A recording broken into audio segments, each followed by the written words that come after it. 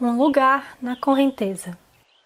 Às vezes, quando lemos um texto ou ouvimos o relato de alguém, costumamos nos colocar no lugar da outra pessoa.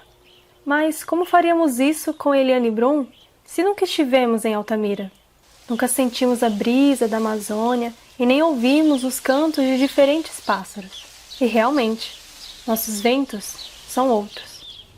Eu refleti muito porque, da mesma forma, ninguém aqui, nem Eliane Brum, sentiu a ventania da minha caatinga piauiense. E quando Eliane diz: mudar para a Amazônia me desestruturou. A maioria das pessoas pensa que se desestruturar é uma espécie de catástrofe pessoal. Me parece um modo limitado de entender a vida.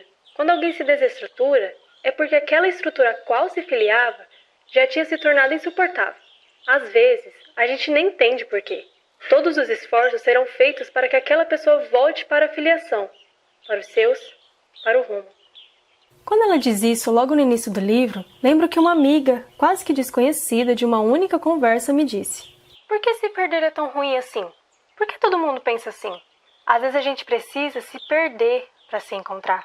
Mas ainda fica o questionamento e a reflexão. O que Eliane e Isabela têm em comum? O que liga uma gaúcha que partiu para a Amazônia a uma paulistana que seguiu para o Piauí? Seriam os buracos causados pelo luto que carregam e sobrevivem? Talvez. Ambas são mulheres e compartilham das dores, das lutas, das alegrias, do medo, dos sonhos? Talvez também. Mas eu iria mais além e diria que seria o privilégio de enxergar. Como assim? Você diz de ver o céu azul ou ver as horas do relógio? Não. Enxergar. Ter a oportunidade de acompanhar de perto e vivenciar as histórias do povo brasileiro que muitos não enxergam e até mesmo desconhecem. E, às vezes, está mais perto do que imaginamos.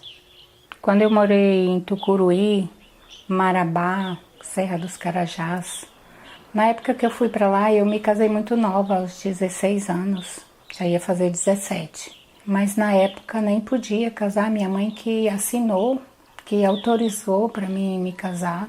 Não é que eu tinha feito nada de errado, mas é que, não sei, ele queria casar comigo e eu não sei se eu queria, eu não sei, na verdade eu não sei por que eu me casei. Eu queria, mas eu queria muito mais dizer não do que sim. Nós casamos no Piauí, numa cidade chamada Bom Jesus. Aí fomos para a capital, Teresina, ficamos 2 ou 3 dias. Daí já viajamos para Marabá. Ficamos 8 dias viajando, era numa balsa, num navio, navio não, balsa. Fiquei lá, eu acho que eu fiquei lá uns 8 meses. Ele trabalhava na usina hidrelétrica de Tucuruí. No lugar que ele ficava, não podia ficar mulheres, só era pinhão. Então eu fiquei em Marabá, na casa de uns amigos dele. Depois nós fomos morar em Tucuruí, na casa do irmão dele, onde eu ficava 15 dias sem a presença dele. Ele ia trabalhar e voltava a cada 15 dias. O que você sabia mais do trabalho dele? O que ele fazia lá, você sabe? Ele trabalhava na parte elétrica, que ele é eletricista. O irmão dele também trabalhava lá, os primos, amigos, tudo que foram do Piauí para trabalhar, Piauí, Maranhão, a maioria do Maranhão, trabalhar lá na usina hidrelétrica de Tucuruí. Essa é a minha mãe. Na época, era apenas uma menina de 17 anos que estava em um lugar desconhecido. Uma jovem que acompanhava o seu namorado, que se tornou seu marido e pai de seu filho mais velho, o meu irmão. Eu sei que o jornalismo tem isso de que não devemos nos colocar na história ou nos envolver demais, mas sabemos que é quase que impossível. Como posso ignorar a voz de uma mulher tão forte e cheia de histórias como esta? É simples, eu não posso. Eliane nos mostra isso em seu livro. Ela mostra que ser jornalista é mais do que as tradicionais perguntas de quantos anos você tem? É compreender que todos possuem uma forma de viver a vida. E nós, jornalistas, temos o privilégio de, ainda que por um instante, fazer parte dessa existência ao escutá-la.